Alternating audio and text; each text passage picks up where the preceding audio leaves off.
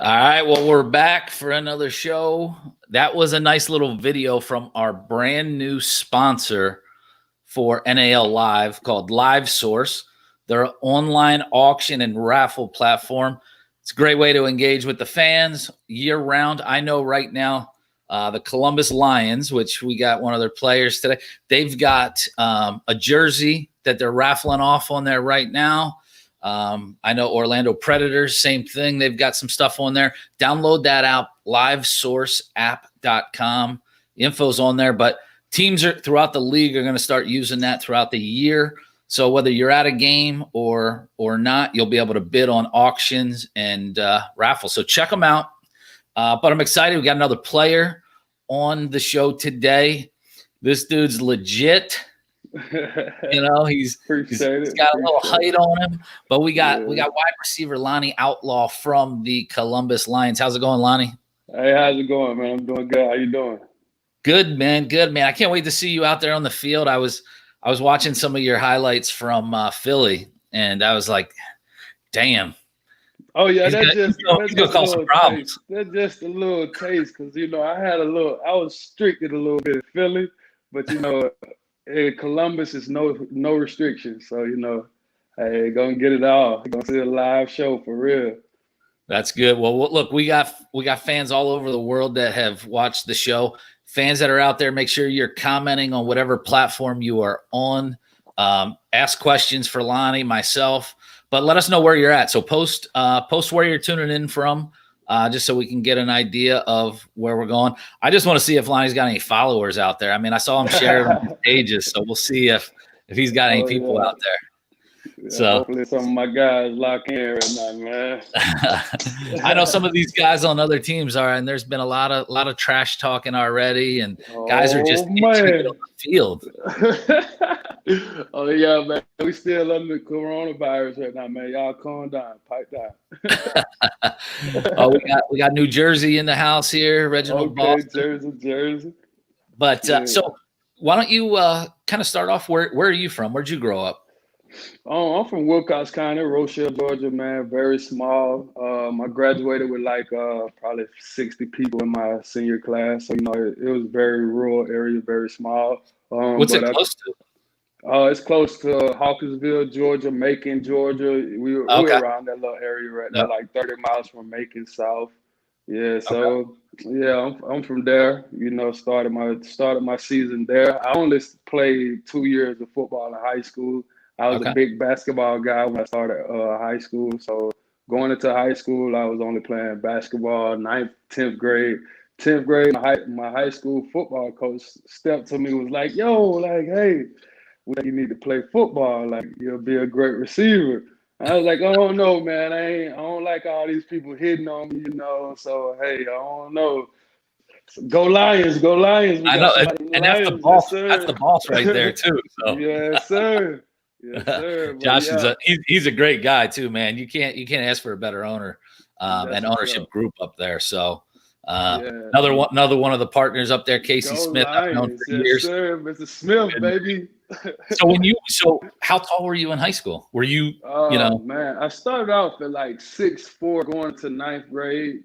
10th grade, I became 6'5", and then 6'6", and then 6'7" was the ending mark. That was it. And then I was really amazed because you think about it, my feet and my legs was growing at the same time. 10th grade, 9th grade, I was wearing like a 9. 10th grade, I was wearing a 10. 11th grade, I was wearing 11. 12th grade, I was wearing 12 and a 13. Taking my dad's shoes out of the closet, So yeah, man, it was a great experience, knowing that I was getting taller and taller, and knowing that I could proceed in life. So it was great. But so when you were kind of coming out of high school, you started playing a little bit of football. Did you start thinking about sports after high school, like college? Are you going to go play college basketball or football? Yeah, I was thinking about it. At the time, I was amazed about Calvin Johnson. He was one of my favorite receivers coming up. And then I'm 6'7", 6'5", 6'6", and they like, bro, you could be the next Calvin Johnson, and I'm like, it sounds good. Like, you know, he was in Exactly. the Sign me NFL. up. It sounds good. You know, sign me up, you know.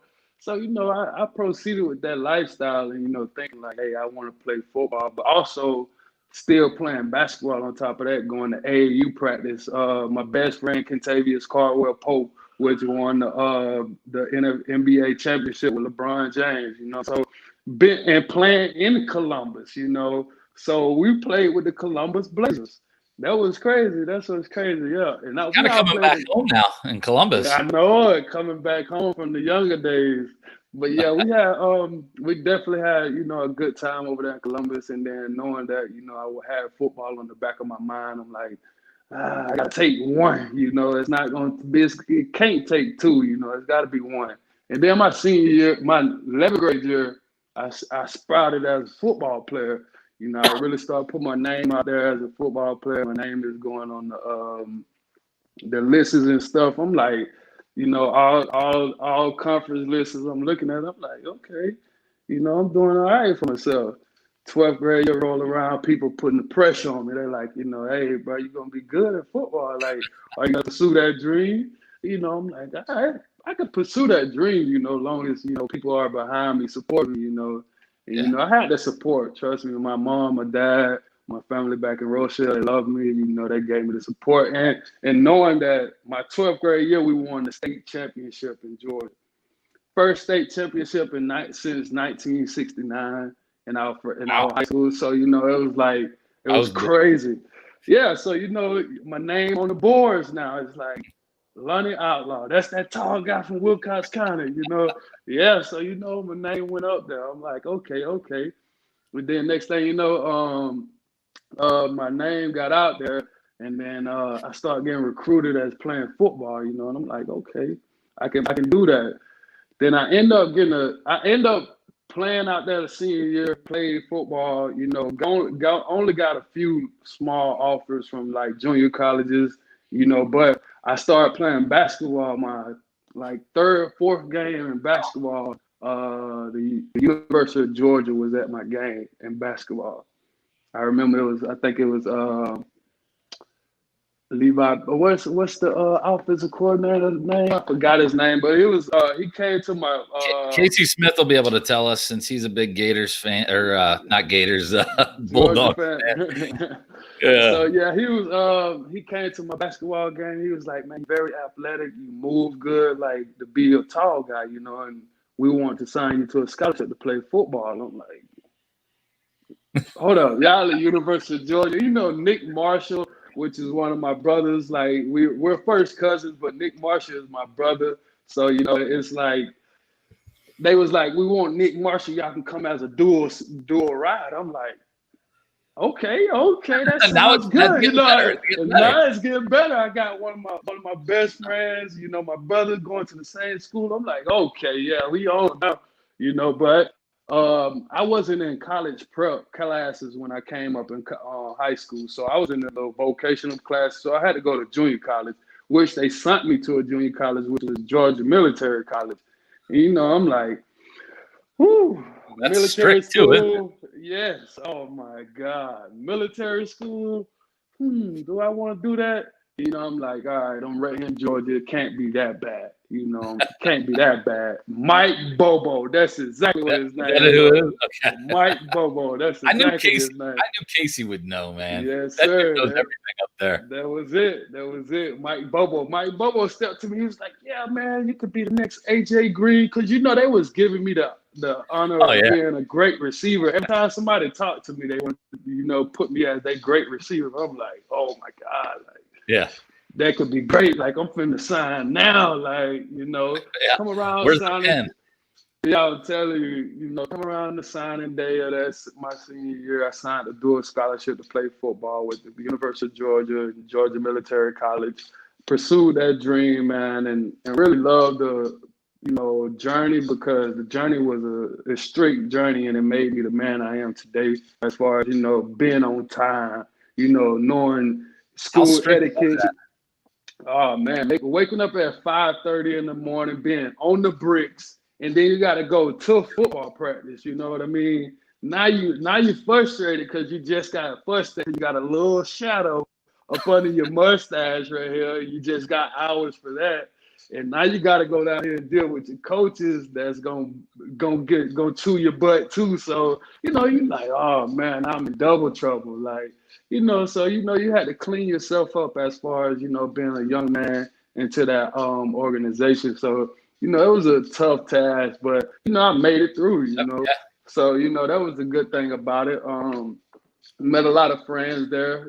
That's one of my best friends that I live with now. We met at that college, so it was a great experience. Both of us went through the same, different little obstacles, but we here now. So it was great. It's a great opportunity. So I took that opportunity. I ran with it. Really didn't pursue it how I was supposed to pursue it because being in Georgia. Winning the state championship and you're not going away from that far away from home. Everybody like, oh, that's Outlaw. So you in the town, you the guy, right. So it's hard to focus on you that guy, especially at a younger age. And I'm being 19. I'm like, all right, I can live up to this. I like this. So. My freshman, sophomore year at junior college, didn't really get into the books how I was supposed to, so I didn't attend University of Georgia, and then end up decommitting from there and end up going to Miles College, was a D2 school out in Fairfield, Alabama. So, I pursued that dream when I was in Fairfield, Alabama, did good, didn't do as I supposed to, because being in a black college, I'm like, man, all right, this is start over, but being the guy I was, I didn't pursue how I supposed to, so that messed me up a little bit, but hey, I still came up out of there with a good mindset, to even pursue the dream of being in the NFL. So, finished there, went to my first workout was with my little, hold up, I'm gonna go back to my pro day because my pro day was good. I actually did great at my pro day. My pro day I did like a 4.5. I'm running 4.5. I benched 225 15 times. So I'm like I'm feeling good about myself. Short shuttle was like a 4.1, 4.2. So I'm like, okay, I'm doing great, end up, they was like, you're not gonna get drafted, but it's teams that's calling about you. My college back in Miles College, they didn't, let me inform me about the teams that was calling that college. I just had to go off of what my agent was telling me at the time. So at the time, I only had a one call from the Atlanta Falcons, and just because I had did like a mini camp with like these whole bunch of guys. I forgot it was like this small NFL group of guys that came from a small school that's trying to get into the NFL. We did another combine. I actually ran another 4.5. I caught all the passes in the route tree, really, proceeding. So, and then, got a call from the Atlanta Falcons. Exact words. Hey man, we like your film. Yeah, Coach Gilt. Yep, Coach Gilt. Okay, I want to see him race you in the 40. Yeah, I want to see that 40 time, Coach. That's his yard dash. So yeah, I ended up signing with the coach. Had actually told me, he was like, "Yo, you move well. You have great hips. You have great hips to be a receiver. You're gonna come out and compete for the Atlanta Falcons." I'm like, oh yes, I'm in. I'm back in Georgia, hometown. I'm like, oh yeah, I'm on. So I go to rookie mini camp. I'm the guy. I go into that rookie mini camp. Coach came to me, the equipment coach. He was like, Coach wanted me to give you this number, and I can't. If I tell the number was number 7, and I'm like, hold up, like. No, like y'all gonna let me wear number 7? They was like, yeah. Do you understand what that means? I was like, oh yeah, I last person to wear number 7 was Michael Vick, Yeah. So it's like, woo, like they put a lot of pressure on me. Now, like, all right. So, I go through the whole 4 days of rookie minicamp. I'm doing great, learning the playbook, getting down into the plays. I'm there early watching film, late getting into the film that I missed at practice or whatever, making myself better, So actually, fourth practice, I tell you the route. The route was a curl route at 15 back to 12. I'm like, all right, I got that, coach. Boom. But conversion rules always say if a guy pressed up in your face, you make him look bad and you go up top. Okay, coach, I got you. I convert. Dude pressed up. He pressed up in my face. I remember his name, Ricardo Allen. Never forget it. Boom, he plays in the league right now for the Atlanta Falcons. But Ricardo Allen, boom, end up beating him on the fade. As I'm stacking him to get, great position, I hear my back of my hamstring just pop. I just hear it. Like that's all I heard. He grabbed the leg. All you hear is, trainers roll him off. Get him off the field next. Exactly, Unfortunately. Unfortunately, that's how it happens, It's just the life of being in the NFL. They're going to go the next man up, So, they told me they liked me. They, gave me the benefit of the doubt, coming in, showing great heart of playing, coming in and undrafted, So, but they didn't keep me, So, went home, got a settlement or whatever, got my hamstring together. You really can't do that when you pop your hamstring. You just got to let it heal on your own. Yeah, so, went out to the Seattle Seahawks, caught every pass except one. And I remember the pass, it was a corner route, bracket corner. He overthrew me, but I blame myself because I probably could have came out a little bit shorter because I went deeper than what I was supposed to. It's rather than running deeper than, adjust to the route and then running shorter and you can't run to it. You know what I mean? So that's how I was, thinking about it. I'm like, all right, corner route, missed it. Pete Carroll, I'll never forget it, come to my face. Hey, you're a great target. I like your energy. You came out with great energy, but, we're going to go with the other guy. Your hands didn't look real. In my head, I'm like, what did that mean? They don't look real?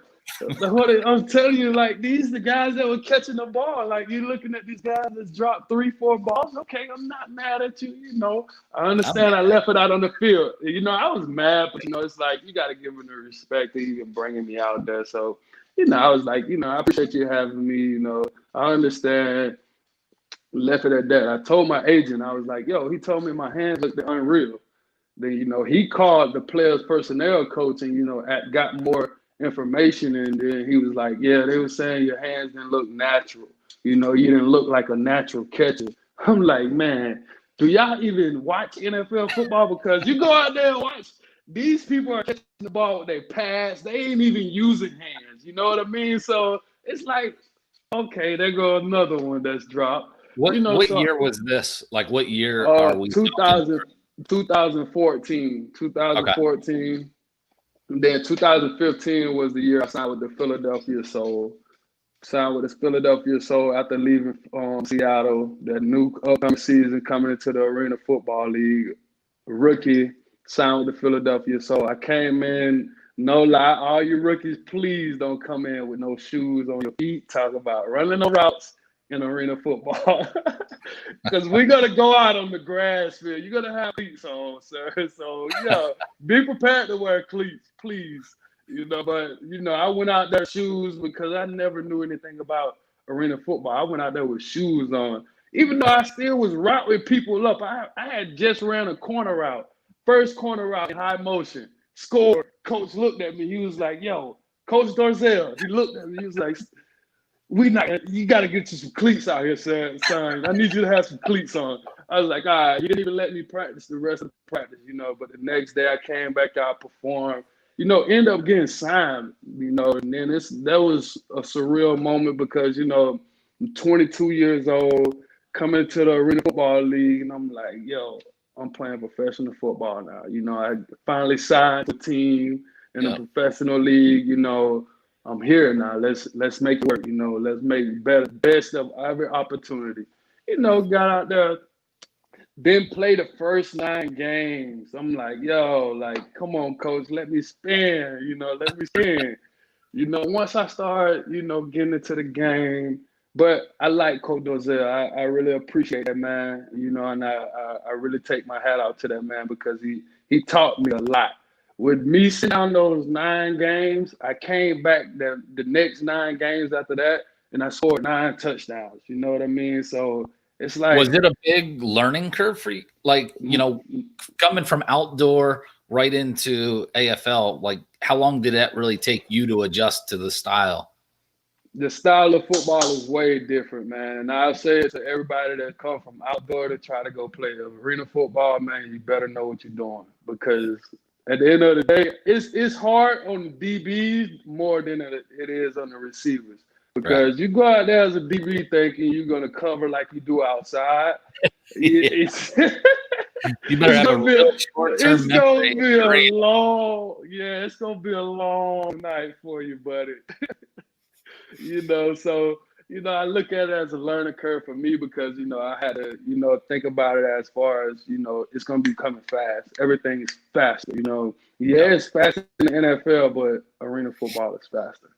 Yeah. And I agree to that to any day. I argue it down any day. Arena football is faster than NFL football. And it's way physical. Yes. It is, man. Yes. I mean, you're in a box. I mean, it's in a box fight for life every play. Such a great game. Yeah, it is. Especially because it's a lot I passing too. I mean, I get bored with all the running. It's like, let's just sling it all day. And that's what I was happy about too, because it was like I get to catch the ball. I get to catch the ball every other down. Like, come on, this is where I need to be at. Like 7-on-7. Exactly, on the sort of side, like one side of the 7-on-7 going. So yeah, man, it was a great experience. So what'd you do after that first year in Philly? After that first year in Philly, after scoring them 9 touchdowns, I actually got a call from the New York Jets. They was right up the road. I was in New Jersey, staying in New Jersey. They was in. I was playing with the Philadelphia Soul then, and they wanted me to come out to. New Jersey and play with the do a little workout with the Jets. Did the workout, did pretty good, but they ended up, Mike Boyles was the head coach then. He ended up didn't keep me. He didn't keep me. So, I didn't, think about it as a bad thing. I'm like, all right, well, maybe he's looking at me just because, further references, so I'm like, all right, cool. End up, coming back to Philly, playing with Philadelphia for another season 2, and end up, doing great, actually. Tore my rotator cuff against the Cleveland Gladiators. Tore my rotator cuff against them in the 2 games before the playoffs started. And it was a rough time for me because it's like, I never had an injury that, where you have to sit out, Right. No. So it was a big difference for me. I'm like, yo, my shoulder is messed up. Like, I can't feel it. Like, it's in the back. It's dropped, big. It was a grade 2 dislocation, so it was very bad. It tore my rotator cuff. It tore my rotator and my labrum. So it was pretty bad. I didn't even have surgery that season. I had waited till after the season because my coach was like, yo, it's a dislocation. You can, do some more rehab and you can get back out there. I'm like, all right, coach. Yeah, you're right. I'm not having surgery right now. End up, finishing the season, we played against the Jacksonville Sharks. That's in the league now. Oh yeah, They beat us. Boom, beat us to go to the next round of the playoffs. End up beating us. I wasn't mad. I was like, in the Coach Dozier, I'll never forget it. He put me in. He was like, Lonnie, I need you to catch this pass. It was probably like 22 seconds on the clock. We got the ball. We passed the 20-yard line. It's probably like 17-yard line. This is my second year. I just had tore my rotator cuff, so I'm like, oh, coach, you want me to catch it after, tearing my shoulder up? After that, I'm like, all right, coach, you know what? I'm going to make it happen. If that's what you want me to do, we're going to go do it right now. and then end up throwing me the last pass of the game, dropped it. Well, I didn't drop it. It just, I didn't make it to the pass. And then I call it a drop on my pass because it's like the ball was coming to me and I didn't catch it. So it's a drop, So with your height, though, like, I just see like a lot of like corner routes. And I see a lot of going over that wall. How many times have you flipped over that wall in the end zone? Jesus. Hey, I salute my hair. I grew my hair just because of that. Like, I flew up before. Extra padding? Before knowing that the wall is don't lose, I went over probably a good 40, 50 times. Like, just knowing like, this is what's going on over here. Like, and then I tried in practice, but it's not the same in practice as you do in a game because you have, it's what I'm like, yo, no. But yeah, it was it's different knowing that you gotta, brace yourself once you go over the wall, man. It's concrete on the other side. Yeah, it's concrete. There's nothing there. So knowing you going over that wall, you gotta have great heart and knowing that, like, all right, I'm doing this for the team. You sacrificing your body every time for the team. So does that go through your mind when you're out there? Like, when you see that ball in the air, are you just so laser focused? You're trying to get that. You don't even think about it until you're picking yourself up off the ground. Yeah, after you just scored the touchdown, then you'll think about it mostly, but. And it's not as bad. It doesn't hurt as bad if you score, right? Like, it doesn't hurt as bad at all. You get up, you're drilling rushing, you like, I caught it, but after that, I'm telling you, after, you done blew all that smoke off, you like, whoa, I gotta go sit down for another little possession, because your head be spinning. You really don't want to tell coach your head spinning because, you're going to be like, oh, concussion protocol. Yeah, exactly. No. Coach, I'm fine. Let's get it. Let's play. I saw there was a video, I think, with you in Philly of going over the wall, like on Sports Center. Oh yeah, that was like top 10. Top 10. Yeah. That was number 5, man. That was against the good God, Albany, the Empire. Empire. Yeah. And we played in the first game of the season. So, Coach Keith, we'll see you again, baby. What's up? Yeah, what's up, Coach? Coming back. Yeah, I'm coming back. And they beat us the year I played the last year with Philly. They beat us in the championship, too. So we ain't going to speak on that, but, yeah, they beat us. So. Okay, so you were there that year, too. Nice. Yeah, I was there that year, too. Yeah. So how do you like the indoor game compared to, outdoor?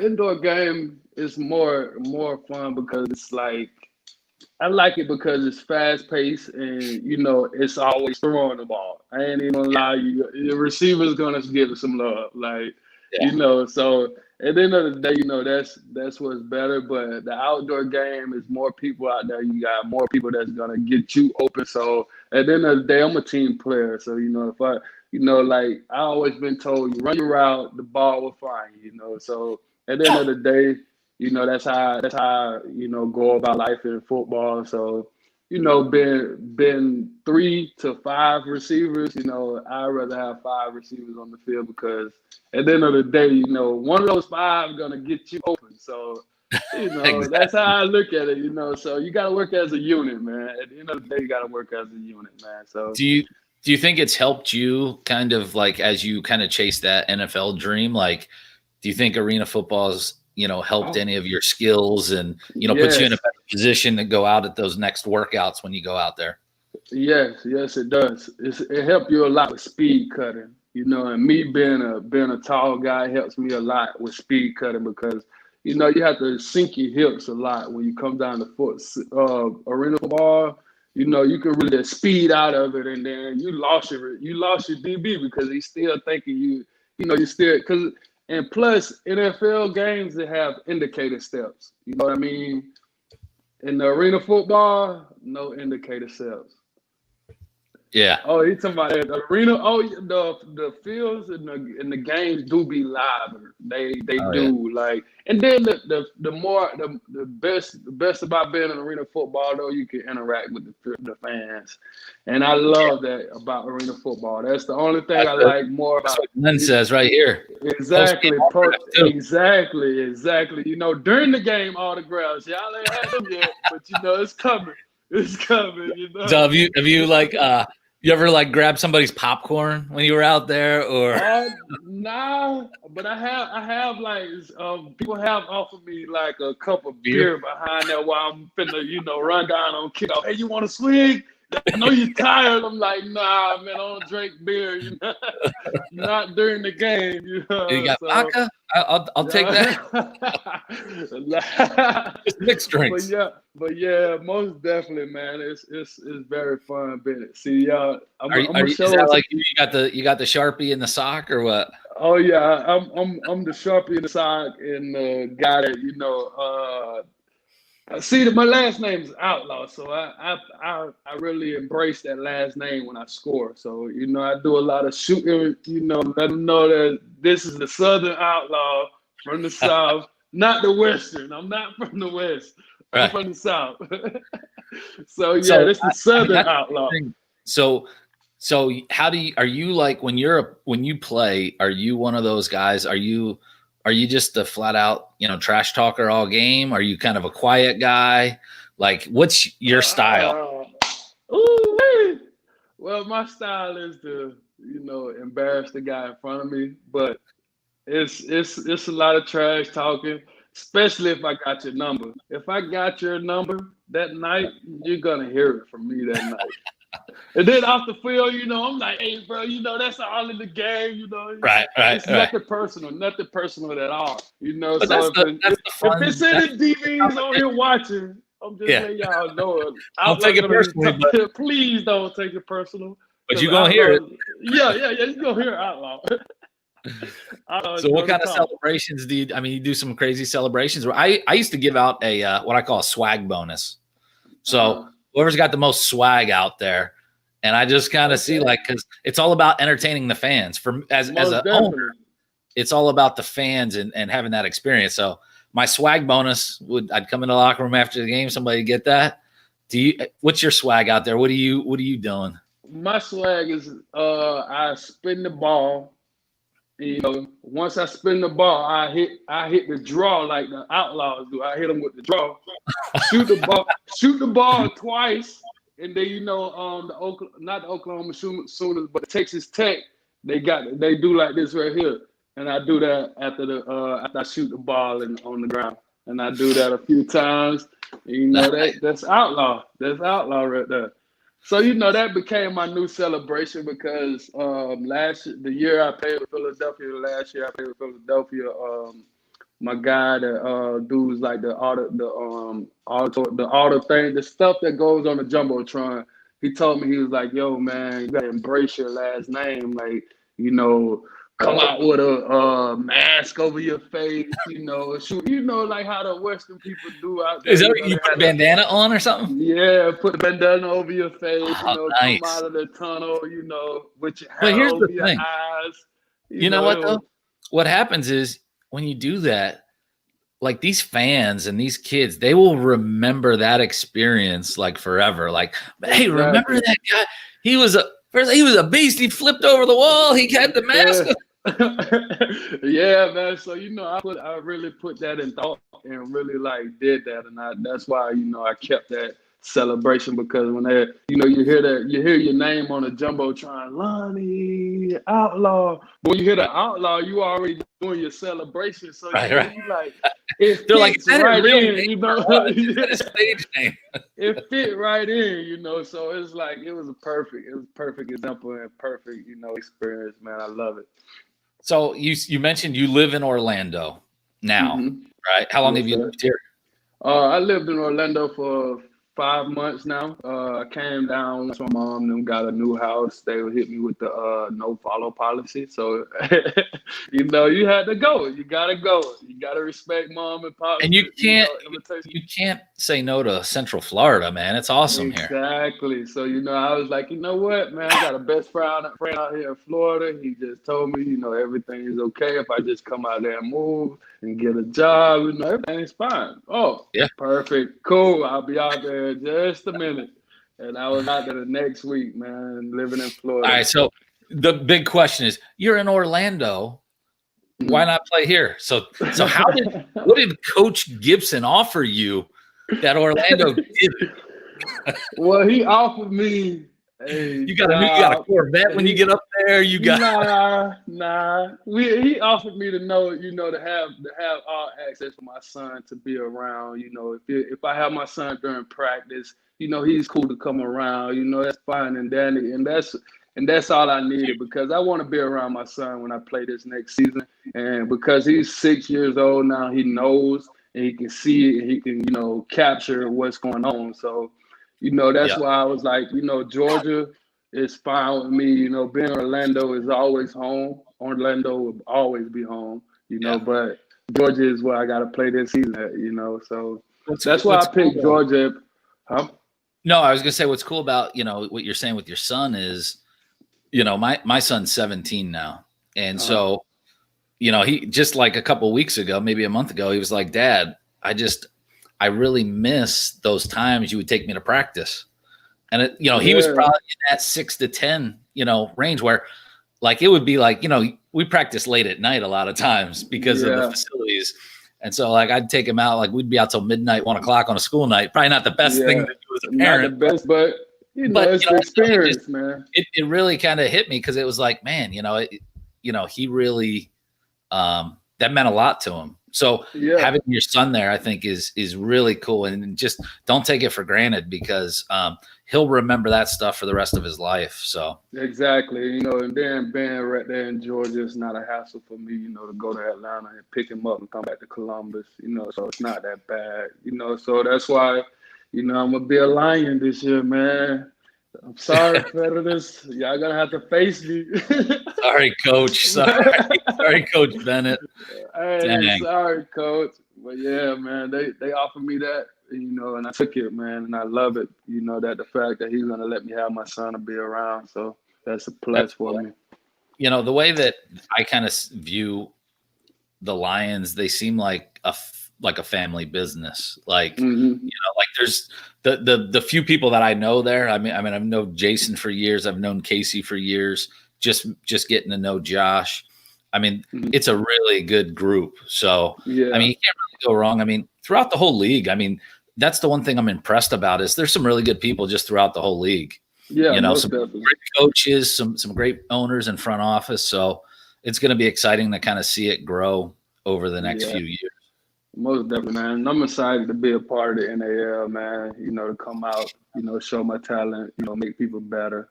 So that's a plus for me. What's been your favorite arena to play in throughout your whole career? Hands down, Philadelphia. But I am going to say Orlando was live when I came to Orlando in 2016. Oh, my God. Were they at UCF at that point or at Amway Center? No, they was at Amway. Okay. They was at Amway then. Yeah. They got some crazy fans too, don't they? Yeah. Them Predators folks, they don't play over there. But hands down, best field I ever played on with the crowd is Philadelphia, man. I can never turn down that Philadelphia love, man. It's nothing but love out there, man. Well, we got the Predators fan club. They want to know where you're living right now because they're going to come pay you a visit. Oh, man, I can't give them my address. You're like, he's living down the street? Nah. So Philly's the best. What's the worst? What was the most, hostile environment you've played in? Cleveland Gladiators. Very hostile. Those folks, they are at your head as soon as you get off the bus. Folks are, we're going to get y'all tonight. Y'all are not coming here with all that extra stuff tonight. I'm like, oh, man. Like, This is what we coming to at 4 o'clock in the afternoon, and we don't play the 7? Like, come on, man. They're out there waiting. Waiting. The bus, I'm talking about right there where you go down into the entrance of the stadium. They waiting out there. Y'all going down tonight.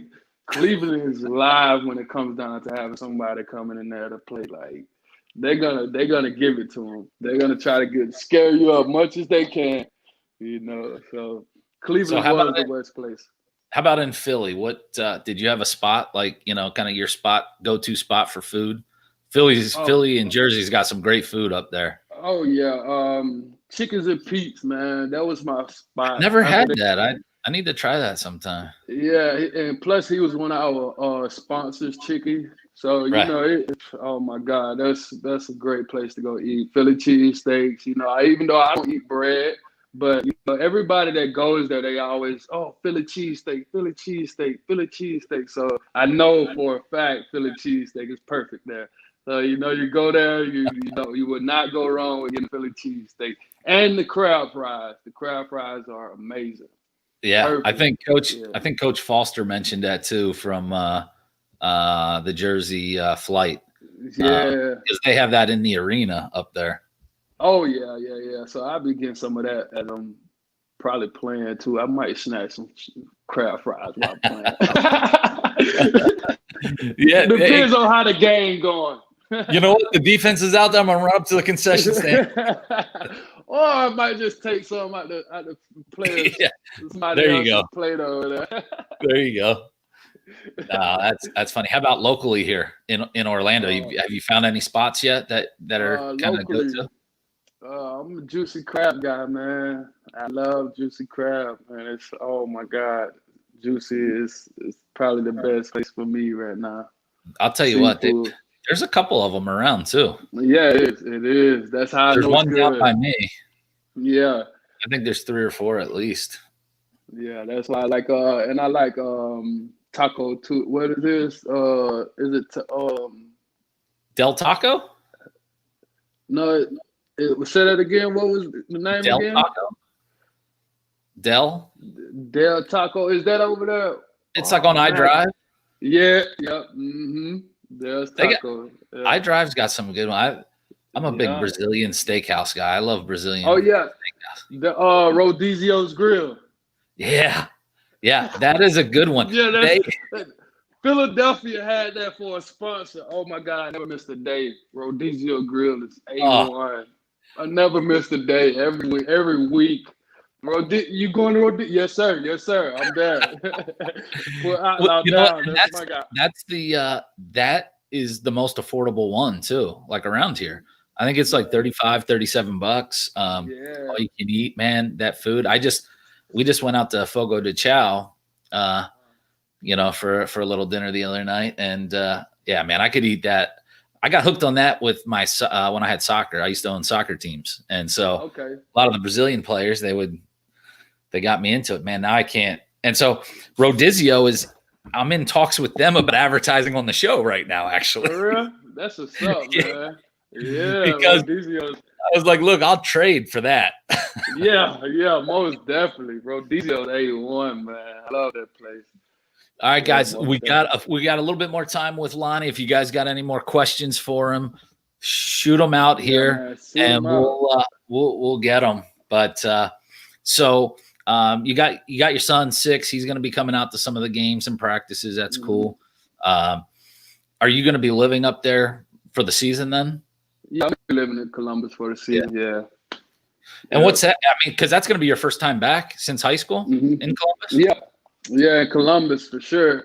And I played the All-Star football game in Columbus too. So yeah, that's definitely gonna be back. You know, back like in high school days, right there. Can't treat it like high school days, but no. Glenn wants to know your favorite routes to run. Routes in the AFL or outdoor? Give us both of them. If we're talking AFL, man, I like running the sail route and the choice route, which is, you know, corner or post. But, you know, I like to set them up. So whichever side that they don't go to, whichever side I set them up to, I'm probably going opposite. If I'm going, you know, so yeah, that's arena football. But outdoor, I like running straight what it was, dig routes, slants. I like running the fade in the red zone, but other than that, and the reason why I don't call out the fade route because it became easy to me. So, that's not a route that I love to run. It's like Right. a route that's like, oh, I know I'm gonna get this. Like, I challenge myself by look, just added the sell route today. Yes, sir, baby. Oh, that's all we need, baby. The sell route. We need that. All right, here you go. What's your walk-on song? My walk-on song, man, I'm a big Schoolie guy, man. So, Schoolie, he's a singer but a rapper at the same time, so he's very calm. But I'm a Schoolie guy, man. I like his album. I don't really like one song, but I turn on his album and just let it go. And his album that's out now is probably The Bar with the Bars. So that's my go-to right now for sure. So yeah. Do you have any like pregame like superstitions? Like I know like oh, yeah. I had some weird stuff when I played. Like I would always have to wear like like same underwear or something, like same exact. Oh size. yeah. See, this is my superstition. I gotta have 2 gloves that's brand new, like got good stickers on them. I have to wear 2 pair of socks. And my leg socks that cover up my leg, I cut them. I cut them into 2, and that's every game. Like I don't never change that routine. I cut them into 2 so where I can cover up my knee and my leg at the same time because I'm 6'7". That one sock ain't going all the way. That's coming up to the mid calf. Exactly. So I have to cut the ankle on up off of that sock, and then I was gonna say you cut the foot off, right? Yeah, cut the foot off and leave the regular leg. So you don't wear tights or anything then? Yeah, I wear tights up under that too, just because of the burns. Yeah. That's what I was gonna get to. I wear those 2 like the leggings, and then put that over top. Yeah. And then Coach Rez is out here talking a little trash for you. So he's up in Carolina. You're gonna be showing him what's up. Oh yeah. I'm so Coach Reg. Y'all should have got Bun. What his name? BJ Bun over there in Carolina, man. That's one of my guys that played in Philly, man. That's one of my guys right there. He's up in Albany, right? Carolina. Yeah, he did sign to Albany. He did. What? He went to NC Pembroke, I think, right? Okay. Pembroke. That was one of the guys that I like really took up under my wing when he came to Philly. Like last. Was he? He's a receiver. Mm-hmm. Most definitely a receiver. Yeah. So yeah, he's molded to be pretty good, man. I talk to him every other day. I tell him, hey, try to be a mentor to him because he's a younger guy too. So he always called me, hey, what to do? What I do? Yeah, I got you, bro. Don't panic. Don't panic. That's the wrong thing to do right now. And what else? So you got a tinted up visor. Oh yes. Every time. That's another thing. I gotta have a visor because I don't want. Do they ever fold up? No. Okay. I don't want the DBs watching my eyes to know like when the ball is coming or when I'm in the cut. Like I don't want none of that. So I'm gonna have a dark visor or something with a tint on it where you can't see my eyes. So and I wear gold teeth too. So the gold teeth inspire the outlaw part. Bringing the Southern outlaw. That dirty South. Exactly. So I wear gold teeth on top of that too. So gotta have a grill. Gotta have a grill out there. And, now you think about it, you go look at the NFL. There's a lot of guys wearing grills in the NFL. The ones that shine. Like it'd be the platinum gold teeth. You got one like LaMelo Ball got that $500,000 one. Oh no, my man, $500,000. Not yet. Quite. Not yet. What else pregame? Are you? I know in football we do like those pregame meals. Like, are you eat that pregame meal, or are you kind of like some guys are so picky about the food? Yeah, I eat pregame meal. It gotta be something light. I don't eat very heavy because I don't want to throw it up during the game. You know what I mean? So yeah, I eat pregame meal, but it don't be heavy. I eat probably if we have like with Philadelphia, we have good pasta before the game, stuff that give out good carbs and stuff. So we had that. I might eat, half a plate of pasta and, half a baked chicken here. Just something to put on my stomach until, the game is over. And then after the game is over, yeah, I'm gonna probably eat 3 pieces of chicken and 2 plates of pasta. we gotta figure out. That's what you should have asked Coach Gibson is what's the pregame and postgame meal look like, Coach? That's what I want to know. We gotta have some fruit in there though, for sure. Pineapples to be exact. Coach Rez wants to know if you like candy pregame, Skittles, Sour Patch Kids.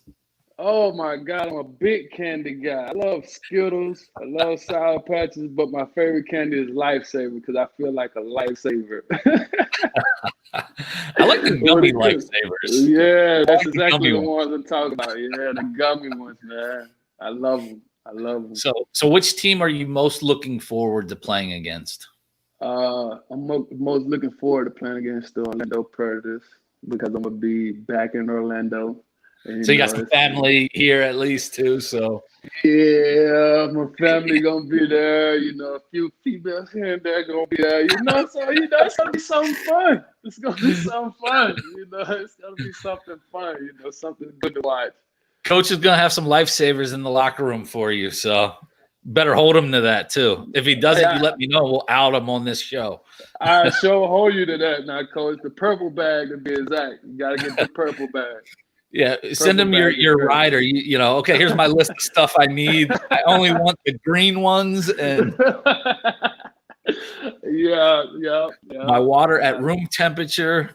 So big facts. That's a fact right now. I don't like cold water is fine, but if I ask for water, I want room temperature water. I don't know because I had a teeth cut out in the back too, so drinking a lot of cold water give me a sensation. I'm like, nah. Just give me a little bottle of water that's room temp. It's fine. Nah. How about social media? Are you active on social media? Where can some fans follow you? Oh yeah, you can follow me on IG, Instagram, Outlaw _ the number 4 SHO, and Facebook is Lonnie Outlaw. That's the only 2 that I'm really active on. But yeah, man, you can follow me on those 2. I follow back. I'm not one of those guys that got that blue check that don't follow back, So, but I'll follow back. I love interacting with my fans. So, if you got good vibes, I'm very positive, So, I add back. There's no problem. Just gotta send me an invite. Nah, sounds good, man. Well, it was fun, kind of getting to know you. Oh yeah. And I know the fans. I mean, that's really what this is about. Kind of let them get to know you, so that when you're out there shooting that damn ball, they know what the hell's going on. You're like, yeah. Here you go. Terry says you need an outlaw section in the arena. Oh yeah, we definitely do. I love it. I have them turned up. Ah, man, here's a great idea. You gotta talk to Coach. You should do a bandana giveaway. Outlaw with the outlaw thing that fans can wear. Plus, it also will use as a face covering for COVID. So there you go. Are you listening? Are you still tuned in? But no. That's a great idea. Yeah, that's something you should do. You should just create your own outlaw one. You definitely can. That's a great idea. But no, keep up that positive attitude. Good luck with that journey to the NFL, and don't forget the fans out there, which it sounds like you really appreciate. So it's going to be a fun season. I can't wait to see you flip over the wall a couple times and catch that ball. Looking forward to it. Yeah. Well, no, thanks again. And tomorrow we're going to be back with another show. So tune back in at 7 tomorrow. But thanks again, guys, for joining. Oh yeah, appreciate everyone for joining in, man.